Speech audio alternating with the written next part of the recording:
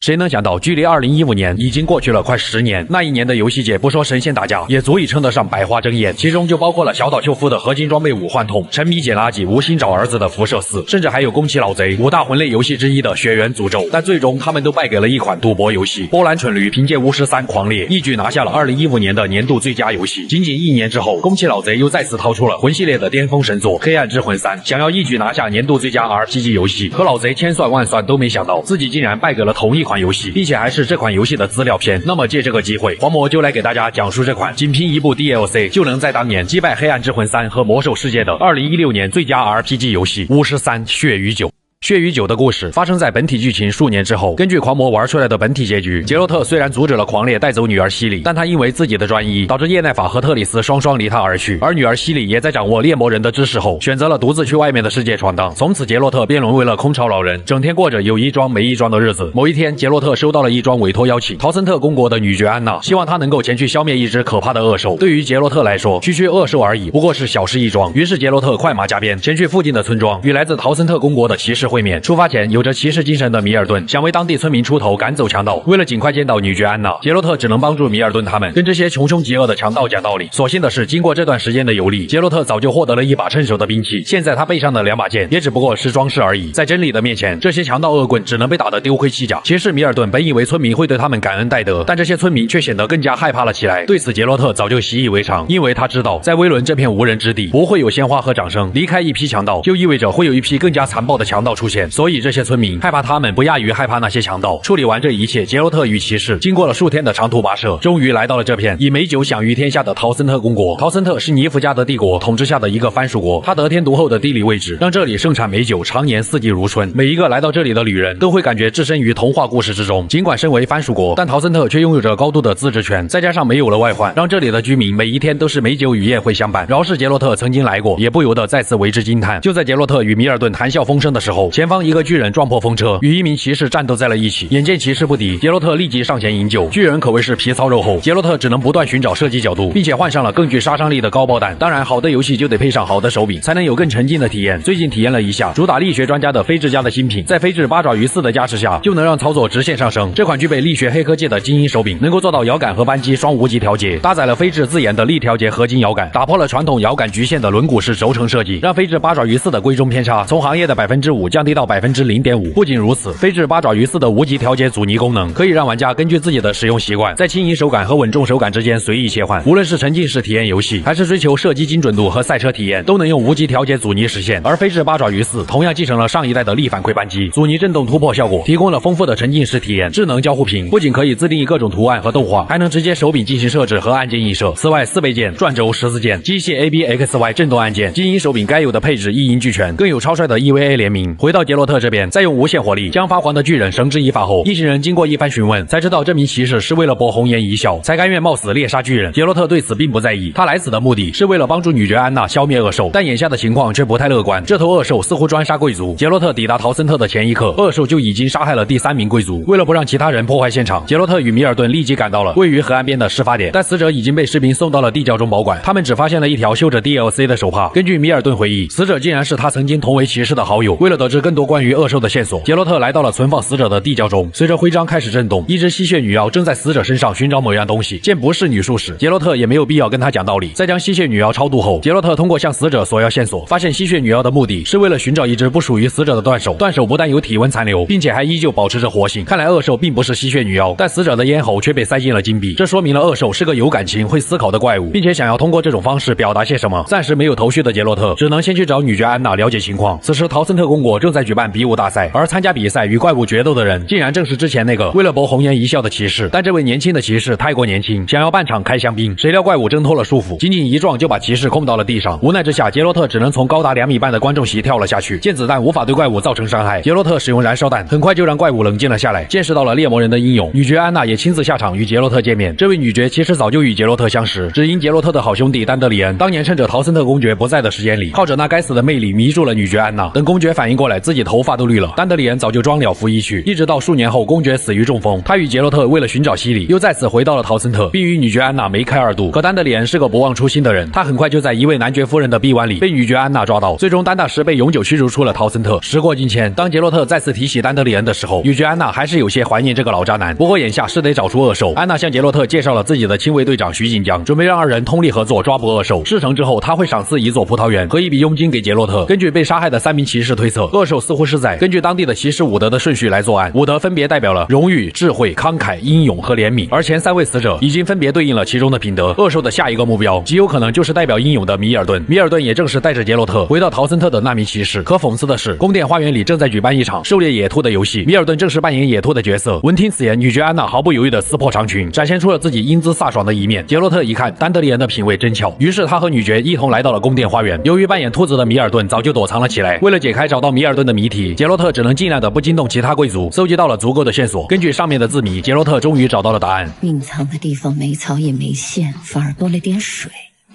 水质不是虫，头上顶了个宝藏。我来想想，运没了草和线，加上水是温，对吧？不是虫的质顶着宝藏，温室。